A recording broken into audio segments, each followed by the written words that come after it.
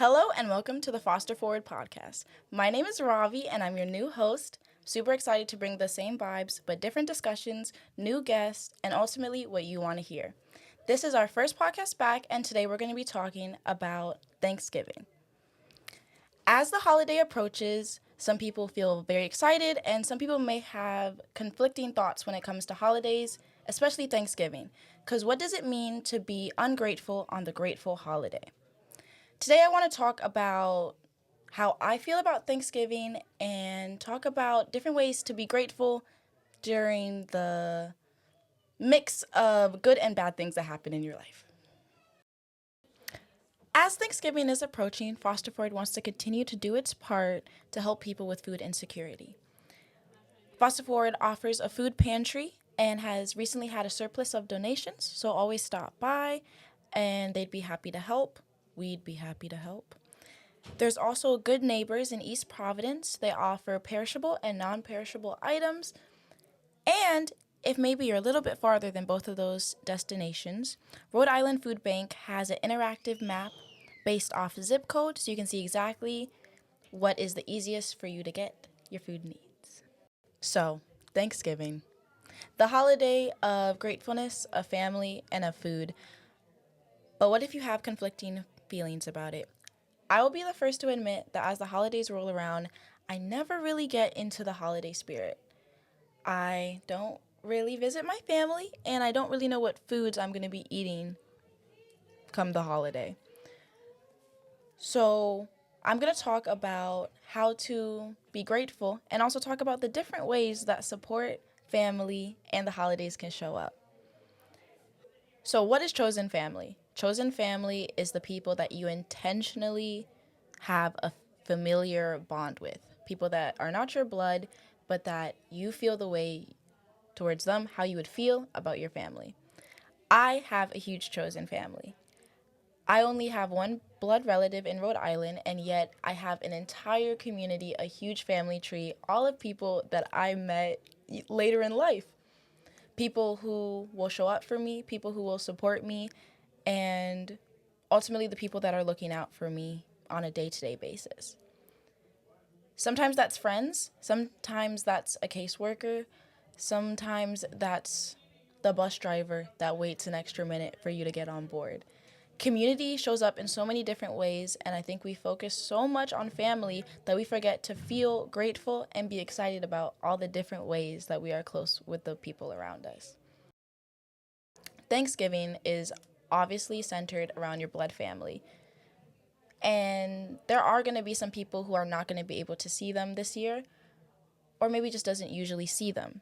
So how can we continue to be grateful and continue to still be in the holiday spirit despite that?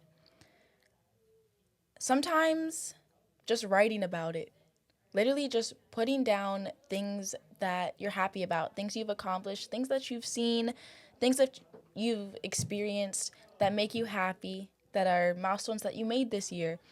Whether that would be you finally went to that store you've been meaning to go to, you finally got into that school that you've been working hard, you got that job, you got that raise, you got that really cool shirt that you've been waiting for to go on sale. There's so many different ways to find positive in something. I'm going to explain an example of chosen family that I've recently experienced that I am super grateful for, so it fits perfectly. I have a car. I don't know much about cars, and suddenly it started beeping one day, and I did not know what to do. There was buttons flashing at me. I knew something was wrong. I didn't know how to fix it. I Googled enough to realize that my key fob was not working and that I needed an oil change. And I realized that I don't know how to fix either of those things. And I realized that my dad lives states away. So what am I going to do? How am I going to access? I don't have money to pay for it. I'm scared. I'm nervous. I'm overwhelmed. So I call my friend and I ask him and I say, my car, I think the key fob isn't working and I need an oil change. How should I go about that? Do you know a place I can go to? Do I have to talk to people to get this done? And he goes, Robbie, I work at AutoZone. Why don't you just come over? So after work, I go to AutoZone. He literally puts his employee discount and he buys me a battery and he fixes my key fob right then and there. He gives me the synthetic oil I need for my car, and I call up my other friend, and their boyfriend's gonna change my oil in a few days. And I am very, very grateful because I did not want to go into a random store and talk to people and probably, let's be honest, might have got conned because they totally could do that. I don't know anything about oil changes. They could be like, it's $1,000, and I'd be like, whoa, do you have a payment plan? So I'm extremely grateful. And also, different people coming together who have different things to have a common goal of just caring for each other. Because when I showed up to his job, I brought him a drink. I was like, hey, thanks for fixing my key fob. Hey, I just drove over here. I passed a bunch of places. I just passed Dunkin'. Can I get you something? And just showing up in different ways. And I think so many times we think of giving as like money, but it could be services. It could be an lending ear to talk to. It could be a shoulder to cry on. You can show support for your community, and also you can feel the support from other people in so many different ways. That lady that let me merge in front of her on the way here so I wasn't late, I'm grateful for her. I would even argue that she's my chosen family because look how she supported me not be late to work. That's so exciting. I also think it's important to know that you exist in a community whether you like it or not. You are in a community with these people whether you know it or not. And when you have that mindset, when you're going through the world with that information, it is so easy to spot all the nice little things that happen around you. That person offering you an extra straw, that person who moves a little bit so you can walk past them on the sidewalk. These are all little acts of gratefulness that you can have. I think so many people are pessimistic and negative, and I'm not going to say that it's for no reason. I think there's a lot of reasons that people can be that way.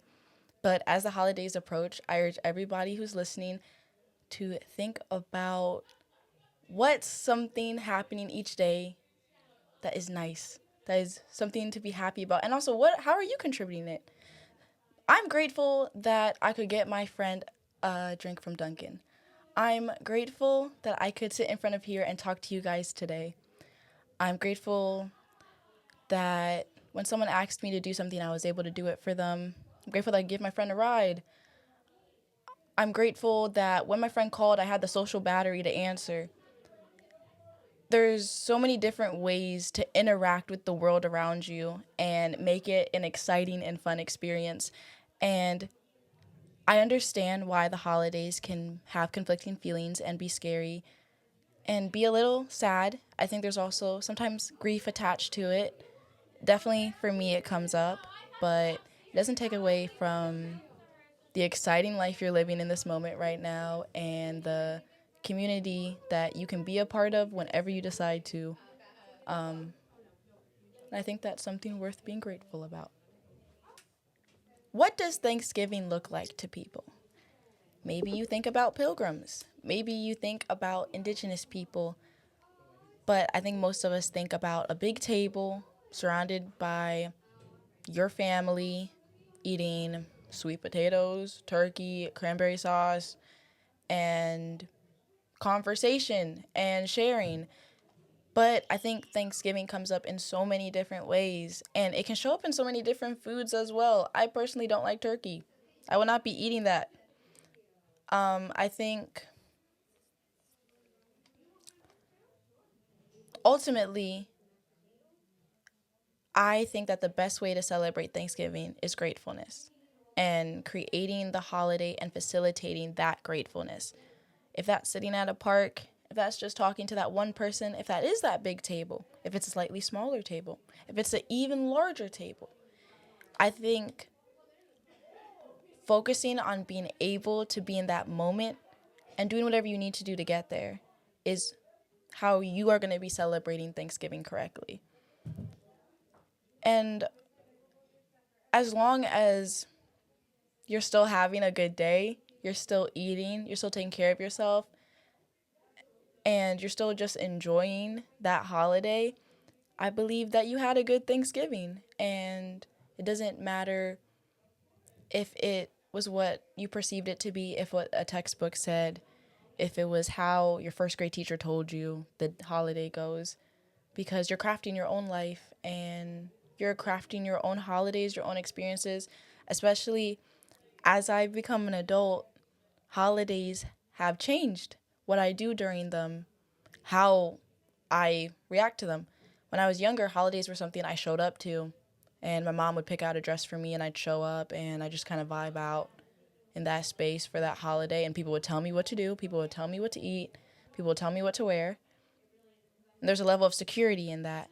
But as I get older, it's up to me as an adult to decide how I'm going to interact with holidays, what I'm going to eat, because what am I going to cook? What am I going to wear? Because am I dressing up or am I going to spend this day in my pajamas, which are both extremely valid things to do? And taking responsibility and being excited about the autonomy that is, which is this is your holiday. You get to create and choose and experience it however makes the most sense for you. And instead of maybe feeling the grief of it not being what you imagined, feel the excitement of it being exactly what you want it to be in that moment. And also the excitement of knowing that you're in the position to decide that. I think something that comes up a lot for me is, yes, I did not have a lot of decision making in my life when I was younger. I wasn't deciding what to do. I wasn't deciding what to eat. But now I can. I'm an adult. I'm deciding what to do with this day. I'm picking the most sincere way to be grateful, and I'm experiencing it. And I don't think that's a bad thing. And I don't think grief has to be attributed to that. It can be very exciting, and ultimately, I'm still going to have a great Thanksgiving, even if it's not the one I had when I was younger, or not the one that I will see on the media, or not the one that my friend will have.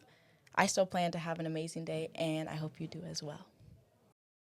This has been our episode about Thanksgiving for the Foster Forward podcast. Again, my name is Robbie. I'm excited to bring these videos to you. Let me know what you want to discuss, and also, we might see some guest appearances soon, so definitely stay tuned. Again, my name is Robbie, and you've been watching the Foster Forward podcast. I hope you have an amazing day.